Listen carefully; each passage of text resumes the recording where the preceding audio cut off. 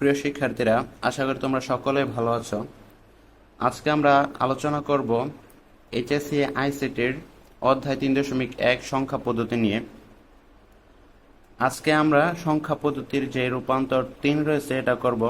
আমি তোমাদের যে আইসিটির মৌলিক বিষয় রয়েছে সেখানে দেখেছিলাম রূপান্তর 3টা। যে রূপান্তর 3টা তোমরা যদি ভালো করে আয়ত্ত আনতে পারো তাহলে 3.1 সংখ্যা পদ্ধতি নিয়ে তোমাদের আর কোনো সমস্যাই থাকবে না। তাই আজকে হচ্ছে আমাদের রূপান্তর 3 নিয়ে আলোচনা করব। এখানে আমার রয়েছে বাইনারি থেকে হেক্সাডেসিমাল থেকে বাইনারি। তো চলো আর কথা না বাড়িয়ে আজকের ক্লাসটি শুরু করা যাক।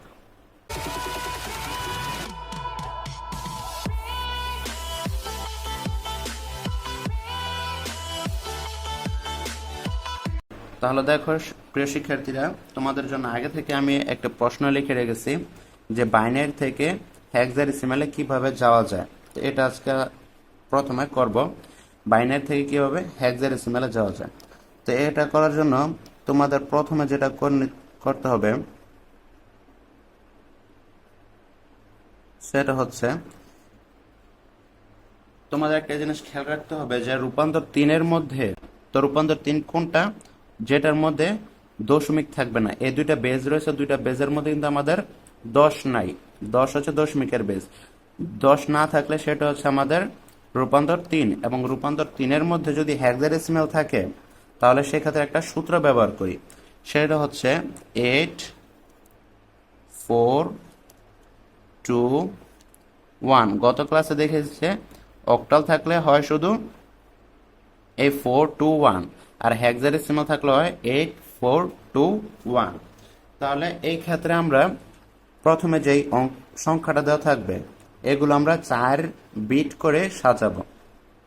এই ডান পাশ থেকে 4 বিট করে সাজিয়ে আস্তে আস্তে সামনের দিকে যাব। তাহলে এগুলো যদি আমি 4 বিট করে সাজাই তাহলে হচ্ছে প্রথমে আসে 0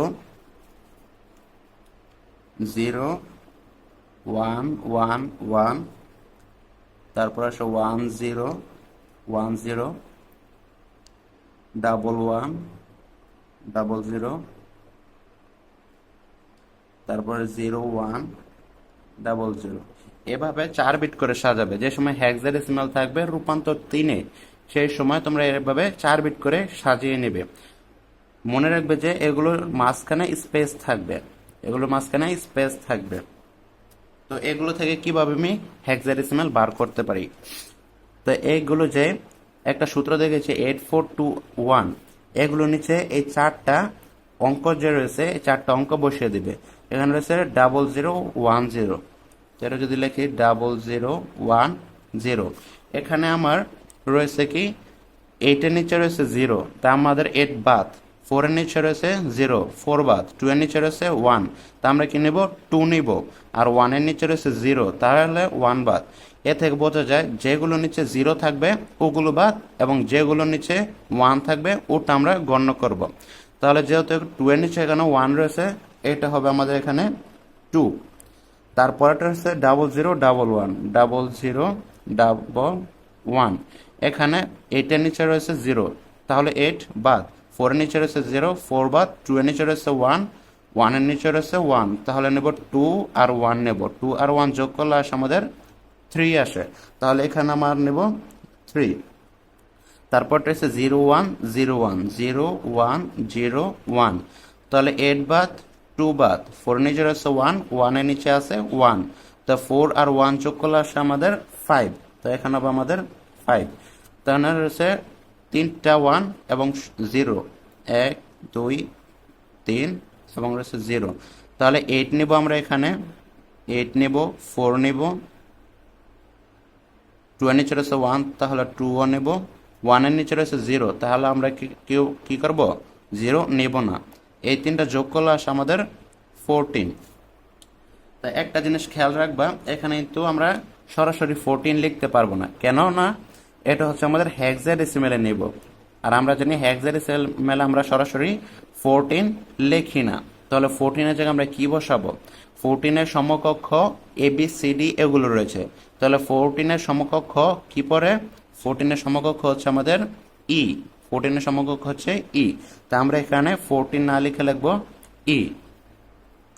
তারপর যেটা করব, এগুলো একসাথে লিখে দেব 2 3 5 তাহলে বাস এটা হচ্ছে আমাদের অঙ্ক বাইনারি থেকে হেক্সাডেসিমাল নেওয়ার।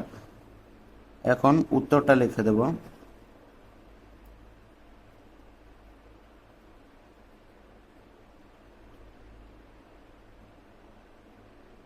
আশা করি বন্ধুরা তোমরা বাইনারি থেকে কিভাবে হেক্সাডেসিমালে নিতে হয় এটা তোমরা ভালোভাবে বুঝতে পেরেছ।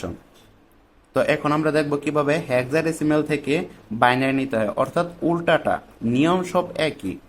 এখন দেখব হেক্সাডেসিমাল থেকে বাইনারিতে রূপান্তর। হেক্সাডেসিমাল থেকে বাইনারিতে নিতে হলে আমাদের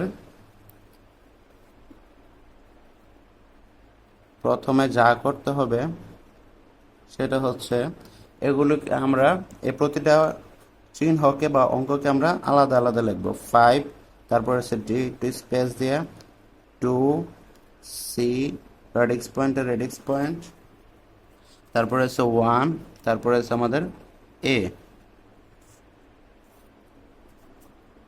এগুলো লেখা হলে এখানে একটা সূত্র অ্যাপ্লাই করব। তোমাদের একটু আগেই বলেছি যে রূপান্তর 3-এর মধ্যে যদি হেক্সাডেসিমাল থাকে তাহলে একটা সূত্র আমরা ইউজ করি, বলতো সেটা কি?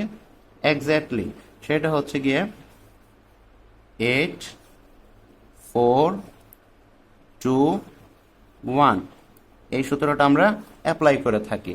তো এখানেও ওই সূত্রটা আমরা অ্যাপ্লাই করব। তাহলে এখানে দেখো তো এই 5 নিতে হলে আমার এখানে কোনটা আমার লাগে? 8 লাগে 5 বানাতে? না, লাগে না। তাহলে না লাগলে আমরা এখানে দেব 0। 4 লাগে, হ্যাঁ 4 লাগে। তা 4 আর যদি 1 নেই, তা 4 আর 1 যদি যোগ করে দেয় তাহলে আমার 5 হয়ে যায়। 4 আর 1 যোগ করলে 5 হয়ে যায়। তা আমার এখানে লাগে না 2 লাগে না, এবং 8ও প্রয়োজন নেই। তাই এখানে নেব 4 আর 1 নিলে হয় আমাদের 5।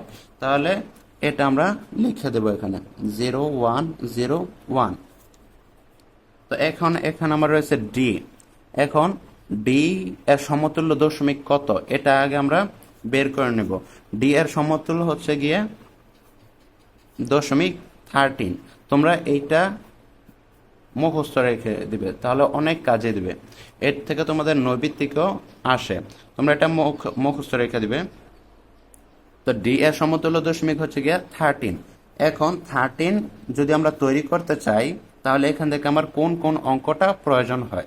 13 যদি আমরা মেক করতে চাই তাহলে এখানে আছে আমাদের 8 প্রয়োজন হয়, এবং 4ও প্রয়োজন হয়। 8 and 4 যদি আমরা যোগ করি তারা হয় 12, এবং লাগে আর 1 লাগে, তাই 1 এর নিচে 1 দেব। আর 2 আমাদের প্রয়োজন নেই, তাই এখানে 0 দেব। অর্থাৎ 8 এর নিচে 1, 4 এর নিচে 1, 1 এর নিচেও 1। তার মানে এই তিনটা সংখ্যা যদি আমরা যোগ করি তাহলে আমাদের আসে 13। তাই আমাদের 2 প্রয়োজন নেই, তাই 2 এর নিচে আমরা দেব 0। এখন এইটা আমরা এখানে লিখবো 1 1 0 1 1 1 0 1।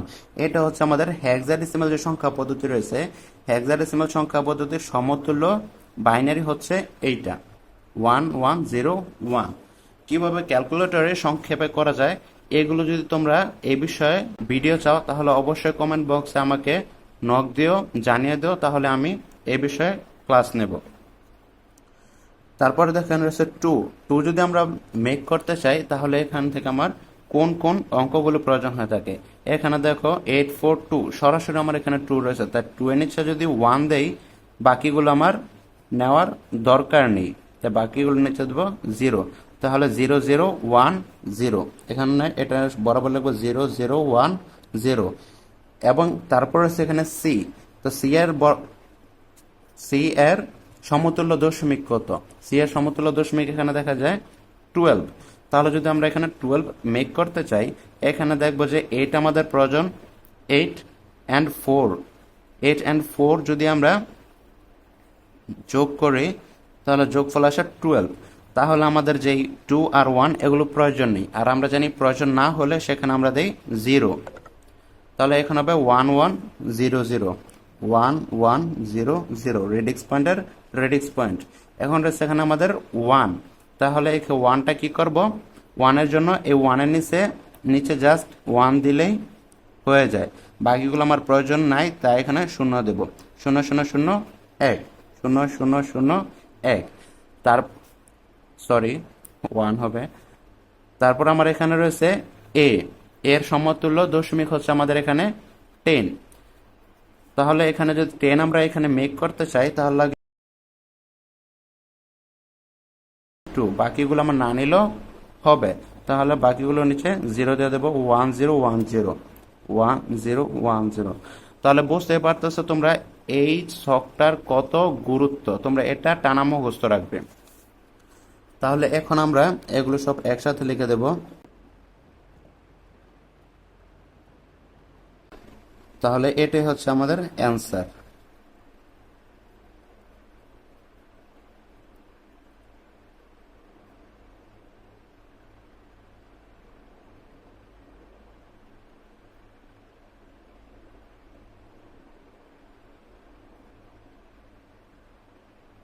আশা করি বন্ধুরা তোমাদের এই ক্লাসটি খুবই উপকার আসবে। যদি তোমরা এই ক্লাসটা করে সামান্যতর উপকৃত হয়ে থাকো তাহলে আমি এই ক্লাসটা করে সার্থক।